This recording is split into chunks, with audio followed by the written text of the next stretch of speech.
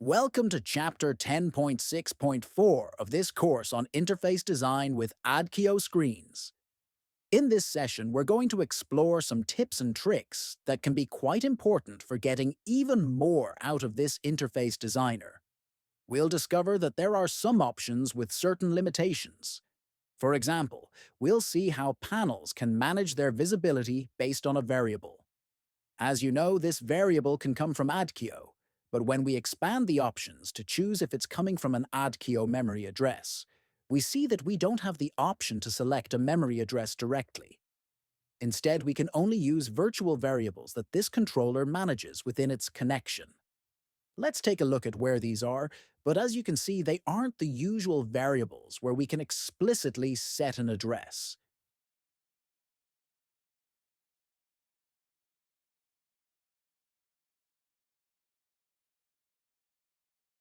These variables are found within the connections here. Under Server Settings, we go to our Adquio Pro, and here we see all these variables. I have created or named the variable M0 and called it Visibility because it's going to control the visibility of the panels. Essentially, which panel is visible. Let's see that. Right now, it holds a value of 1. So, what's the issue with this? The problem is that this variable is completely local to the screen. It will never reach Adquio for management. What we'd want in Adquio is to access this variable to both write to it, which would trigger a change in the active panel on the screen, and to update it when the screen's panel changes, so that Adquio also knows which panel is currently active.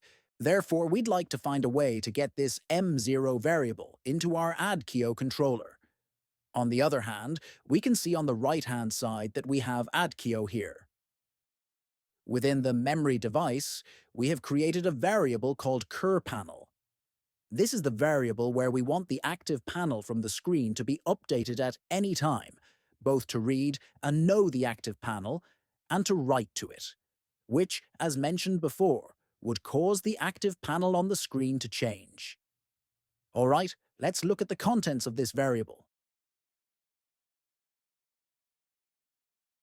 and see that curPanel currently holds a value of 1. Let's exit this.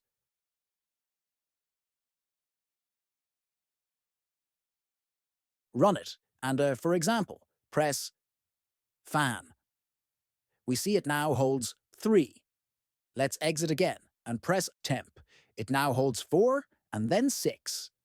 So, how have we managed for Adquio to know the active panel on the screen at any time? Furthermore, not only this, but if we now want to change the panel and set it to 7 here, we can see that the screen also switches to panel 7. We're doing this from Adquio. Can you see it? Well, to achieve this, we have a trick that we want to share with you. This trick consists of using a tool from the Level 4 palette called Scripts. Let's see how these scripts work and how we've used them. The first step, we created an additional panel that's never visible and named it Hidden, precisely because it's hidden and no one sees it. In this panel, we've used 2 of these scripts with a function inside. How does this work? These scripts will have an input value and an output value. In this case, we have set our output value as Adquio Pro's M0, which is our internal screen variable that isn't accessible from Adquio, and our input value as one that is accessible from Adquio, which we've exported in Adquio, as we saw earlier, at position 343. For the input value, which is the one from Adquio, we assign x as the parameter, and the output value is the result of the operation. Therefore, there's nothing else to do. We know that whatever we calculate will remain in M0. And what formula have we used? It's as simple as specifying that we want the value of x in M0, and x is the value from our Adquio Pro. It's also updated every second, as seen at the bottom of the memory position selection in Adquio. Excellent. With this, we ensure that if we change the value of this variable in Adquio, it automatically updates M0. Hence, when we modified the panel in Adquio a moment ago, you can see that we're already on panel 8. By modifying the panel in Adquio, we were able to change the panel on the screen. Great. That's the first option. The second is that we also want the opposite to happen. We want it so that if the panel changes on the screen, Adquio is informed of this change. To achieve this, we created another function that works exactly the reverse of the one we just saw. We want the variable to be in Adquio and taken whenever the value of m0 changes. And just like before, the formula is simply x, where calculating x means passing the current content of m0 to the Adquio variable. With this, we achieve that the update is fully bidirectional, allowing you to do this between any Adquio variable and any internal screen variable. Additionally, while testing this, we discovered one thing. It is essential for this to work that the variable is used on the screen. As we saw, these functions were connected to variable 343. If you just create these two functions with this scripts component and don't use variable 343, the screen has an optimization system that won't do anything with variables that aren't actively used on the screen. That's why we've added a simple display field that uses this variable, ensuring that the screen considers it, and thus the function works. What will this enable us to do? It allows us to create much richer interfaces. For example, let's look at what we could do, even though we won't complete it, just to show you what features we could take advantage of.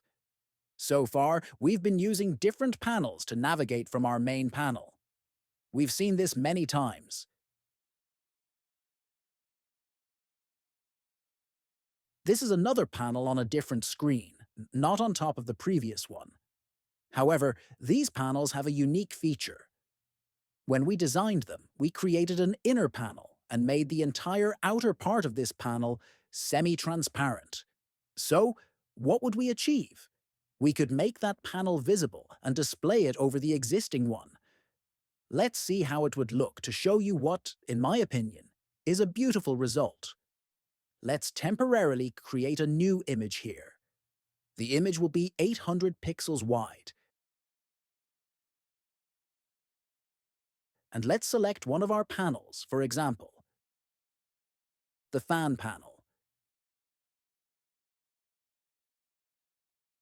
You see that the panel is now over the previous one, but since it's semi-transparent, it darkens the background and appears on top. What could we do then? With the example we just saw of sending those variables from Adquio to the screen, we could make this panel visible not by opening a separate panel, but by simply making it visible when pressing this button.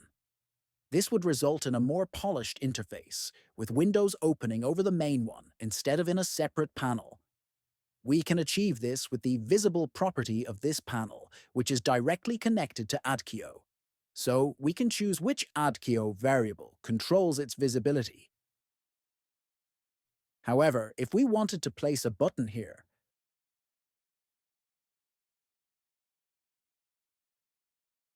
let's add a custom button. We'll see that this object has the same issue we had with the panels. We can connect it to Adquio perfectly, but we don't have the Adquio memory option, so its function depends on an internal screen variable. We could then set this variable to the same as the panel's visibility, and when we want to activate this panel in Adquio, this button would activate in the same way. Meanwhile, it would remain hidden. Therefore, with this tool we've just seen, we could create an even more professional interface. Let's delete this button, even more professional, as we can make panels appear over the underlying panel. And interestingly, what's underneath still works. It remains active. If we look at the time, this time will keep changing under our currently active panel. Okay, so this was simply the trick we wanted to share with you. It will give you a lot of power and allow you to use features that are only reserved for the screen's internal variables, like these M0, M1, M2 variables. With this solution, you'll be able to access all these features from Adquio without losing access to them. You can use them all now as we have a tool that lets us pass those internal screen variables through. That's all for today. From now on, we'll start with all the customization and working videos for our Adquio SCADA solution, both Adquio SCADA Server and Adquio SCADA Cloud, which, as you know, are the same solution, running locally and in the cloud. All right, we'll see you again in the first chapter about our SCADA system.